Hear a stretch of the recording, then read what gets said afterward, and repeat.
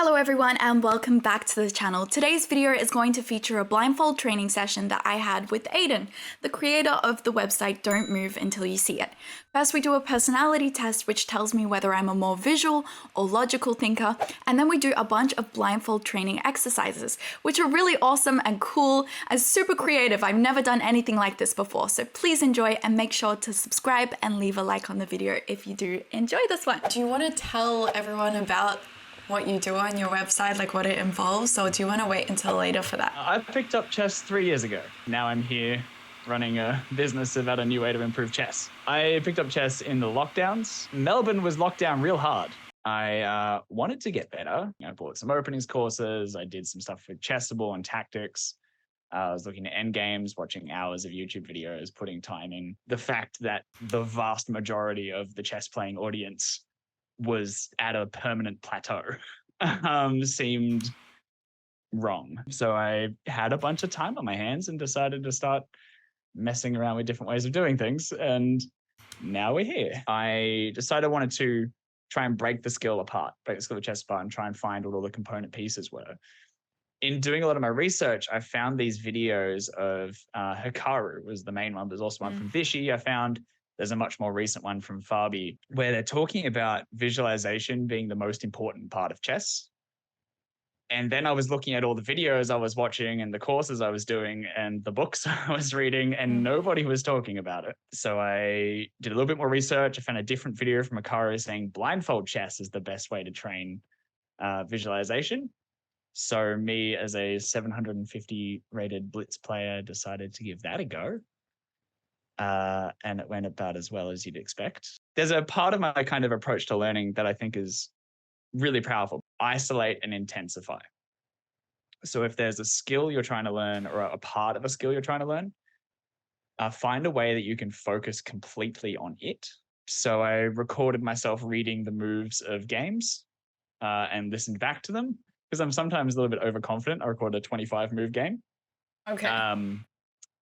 Yeah, and I didn't, no. Couldn't remember all of that, yeah.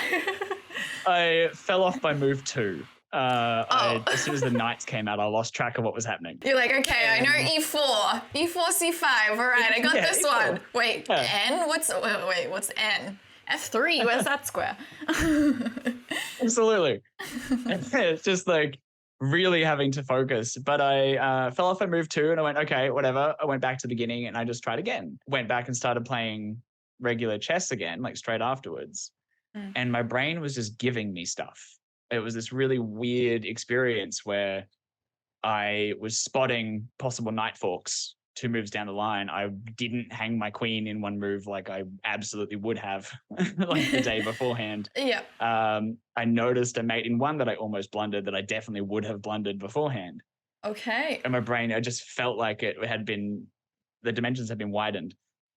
In the next 2 weeks, I jumped 250 points. And in the 4 weeks after that, I jumped another 250 points. I've got a little questionnaire that will actually be a great spot to kick us off and see roughly where you are on the spectrum. Okay, yes, I'm interested in this. Okay, question 1. Do you think mainly in pictures instead of in words? Yes or no? Okay, let's say words, I guess. I don't know, but like it's awesome. both. All right. That's all right. 2, do you know things without being able to explain why? Okay, I guess yes, because there's sometimes like I just like know a fact and I'm like, I don't know. Okay, let's say yes. I say yes. Nice. Question 3, do you solve problems in unusual ways? Do I solve problems in unusual ways? Yes, sometimes. Yes. Oh, yes, sometimes works. Question 4. Would you say you have a vivid imagination? Yes, extremely. 5. Do you remember what you see but forget what you hear? No, I remember both. Unless I don't care, then I remember 6. neither. Are you terrible at... Yeah, that's fair, yeah. That one's fair for everyone. Yeah, unless I'm completely apathetic about the topic and then it's just not there. Are you terrible at spelling? Maybe chat can attest to this one. Okay, chat might say yes because I'm always like, smashing my keyboard and making typos, but in spelling tests, I would always do quite well. So, nice, okay, cool. No, so I'm say not no, terrible. You're not terrible at spelling. Question 7. Can you visualize objects from different perspectives? This is the thing I'm confused Like, about. can you like picture something and turn it in your mind? If I am like, this is a weird thing for me, and this is something I've been confused about for a very long time. If I close my eyes, I don't see something physically, but I can sort of go like in my head. I'm like, okay, maybe I remember one time when I had this, like, if somebody's like, oh, picture a cake, I can like try and pull a memory that I had of a cake and sort of imagine as if I was twisting it around, but it's not like physically there. It's like almost in the back of my mind. It's hard to explain. It sounds like it might be a no for that question. Okay. Question 8. Are you organizationally impaired? Yes. You may even be able to tell from us organizing this meeting. I wasn't going to say it. Question 9. Do you often lose track of time? Yes. So many times I've been playing bullet chess for like 12 hours and don't realize until the sun's gone down. Yeah, all the time. Yeah. Question 10. Would you rather read a map or follow... would you rather read a map than follow verbal instructions? So basically, would you rather read a map or follow verbal instructions? I'm going to say verbal instructions, to be honest.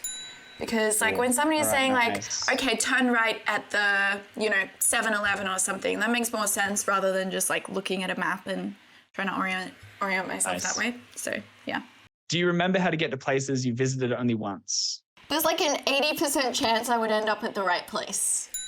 20% chance. Okay, so we'll call that a yes then. We'll call that a yes then. Okay. Nice.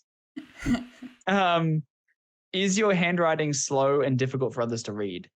My handwriting is very cursive. Like I have I have like extremely curly cursive writing, which my English teachers thought was like amazing, but my maths teacher was like, why are you writing numbers in cursive?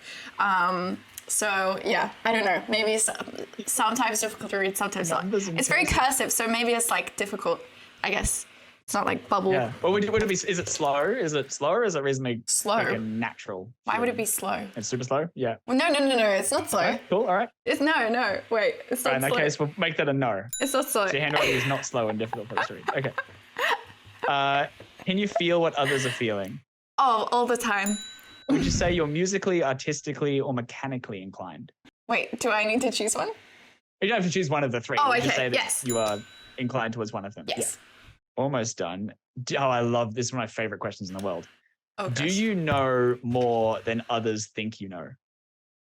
I would say definitely yes for me, and I think it comes down to like having dyed blonde hair.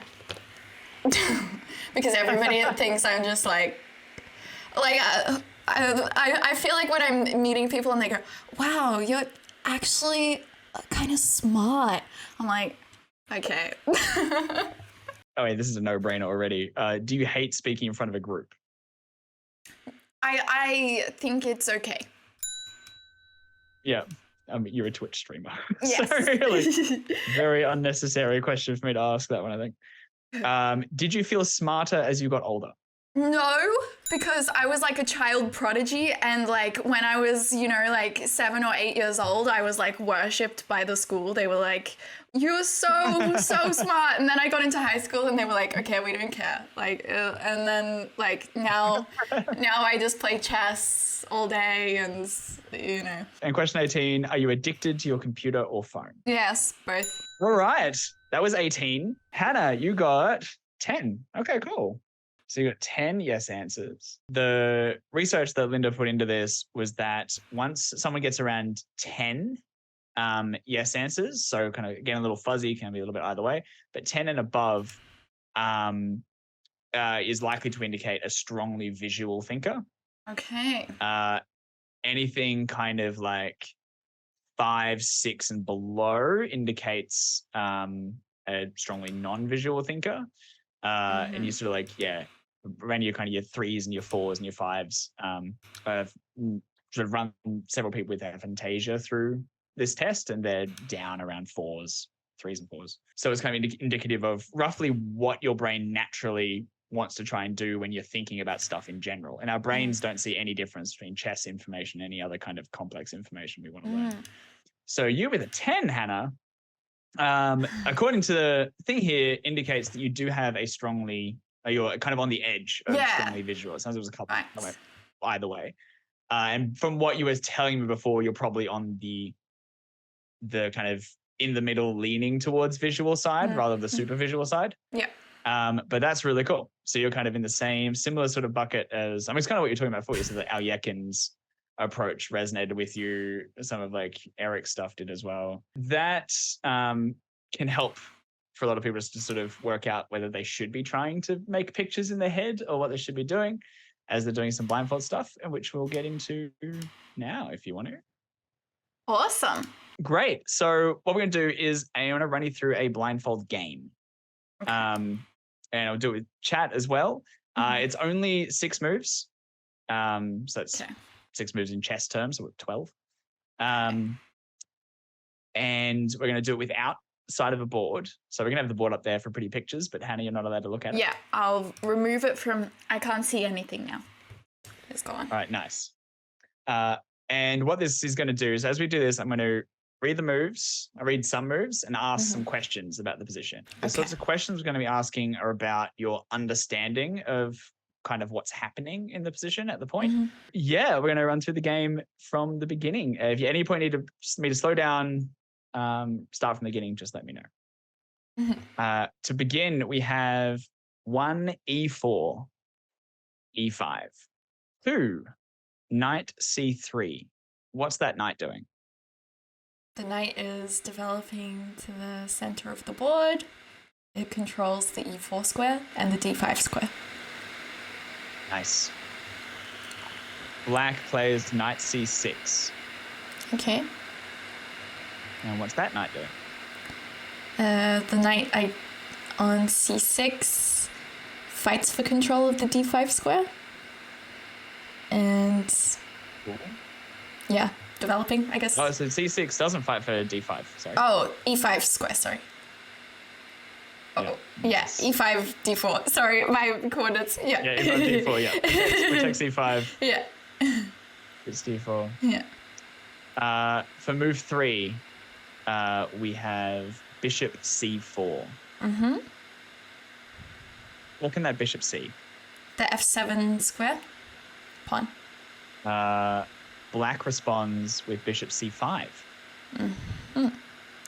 Nice. So, like, if you were to see this position on a board in front of you, is there anything kind of aesthetically about it that would stick out to you? It's very symmetrical. Well, and there's the 4 pieces all lined up on the C file, so it looks a little kind of silly, but also cool. Now, white throws a bit of a spanner in the works. And it's going to play queen G4. How many pawns can the queen on G4 see, white or black, and where are they? So it can see the G2 and G7 pawns. Nice. And it can also see the E4 pawn. Nice. Catch. D7. Nice. Yeah, that's I not think. on the spot for sure. Yeah. Yeah, I think that's. Yeah, no, you got it. Nailed it. Okay. Black plays D6. Now, what does D6 do, Hannah? D6. So bishop on C8 now attacks the queen. Nice. That's normally the last thing people notice. Well done. Well done. That's the main one I wanted you to catch, but you might as well give me the other ones as well. It also...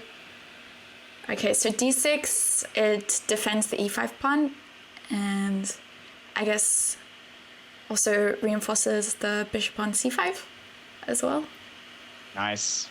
What's white's best move here? So obviously the queen's under attack. Where should white put the queen? I mean, you can take on G7. Okay, can you? No.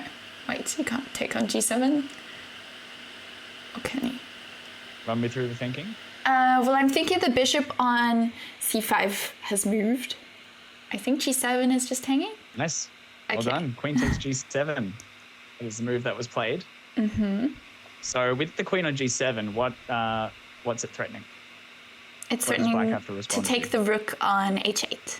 So black plays knight F6 in response. What's white's best move?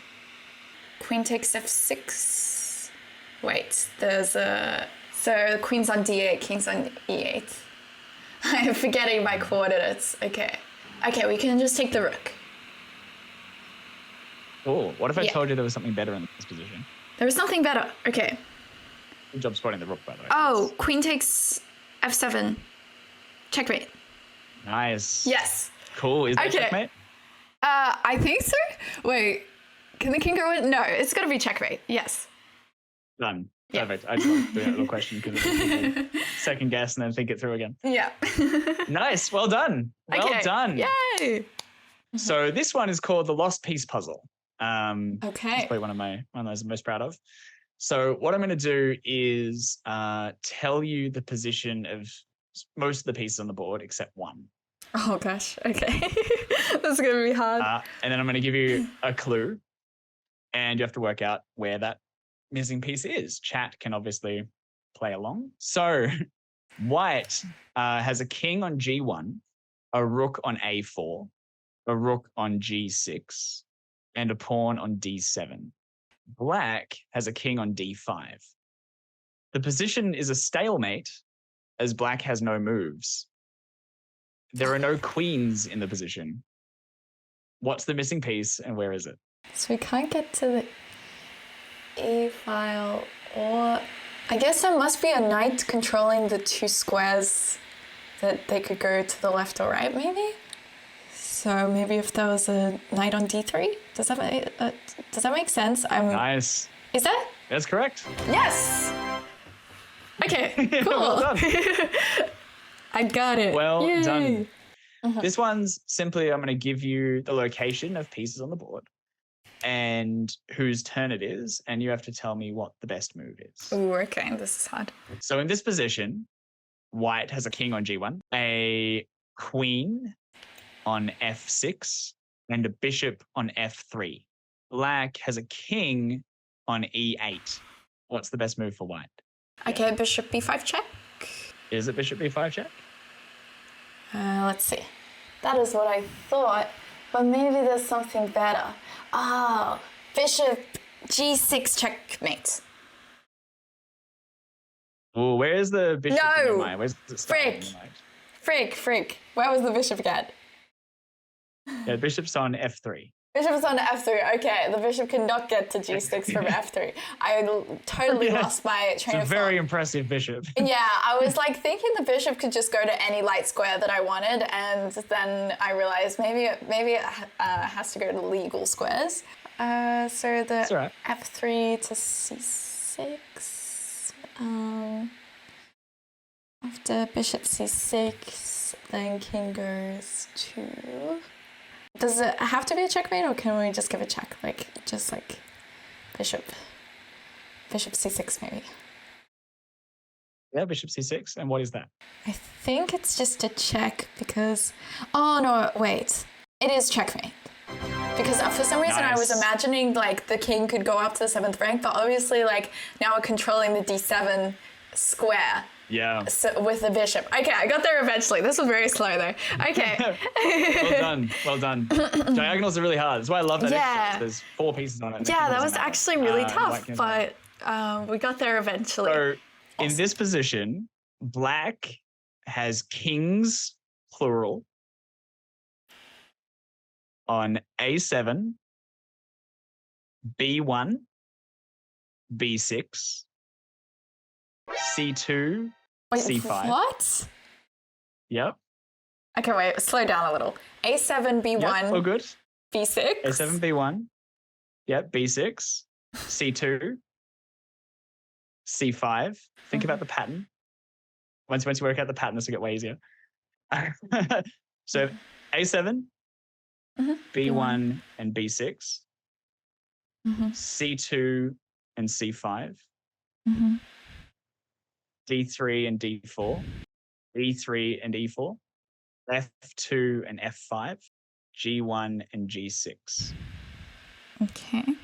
What we're trying to do is white's only piece is a bishop. And it's on a square where it doesn't check any kings. So I'll write the coordinates in chat. So it's A7, B1, B6, C2, C5, D3, D4, E4, E5, no, E3, E4, F2, F5, G1, G6. Yes, nice. Okay. There's only one square on the board where a bishop could be that does that. Now, this is one of my favorites because the people who are more visual thinkers struggle with this a lot more than the logical thinkers do. That's interesting. The logical thinkers tend to pick this up really quickly, regardless of strength. So I'd want it to be like on a diagonal where it like intersects, you know? Like intersects somehow so that it's not like crossing any of the kings. Because I'm like trying to work my way across like all of the squares, like trying to work out which one it can maybe work. Yeah, okay. What's the thinking process? How are you narrowing it down? So I was literally just putting a bishop everywhere along the back rank to see like which squares it would intersect. And I'm looking at D8 at the moment. And D8 does not work. I am struggling at this point. I'm trying to work all my way across the back rank, and I am getting there slowly but surely. Yeah, that's all right. Okay, so it sounds like you've done A to D, and then I heard you do H and F. Yeah. So I guess I'm just going to try the rest of the back rank, I suppose. So G8. This is probably horrible content for everyone watching. G8. This is amazingly how visual thinkers tend to do this. It's amazing. It's great. A6, D5. This is so fascinating. G8 works. Nice. Yes. There it is. Yes. I had to go all the way. I knew it was going to be somewhere along the back rank because just the way that the kings were placed, but I just couldn't work out like where it was going to be. Okay. Well done. That stuff is hard. I mean, anytime where there's 13 kings on the board, you know something's gone wrong. Yes. That's really cool exercise though. That's awesome. That was a lot of fun. Yeah, thank you so much for doing all these exercises with me. I just feel like I got a free coaching session, so you know I'm pretty happy about that.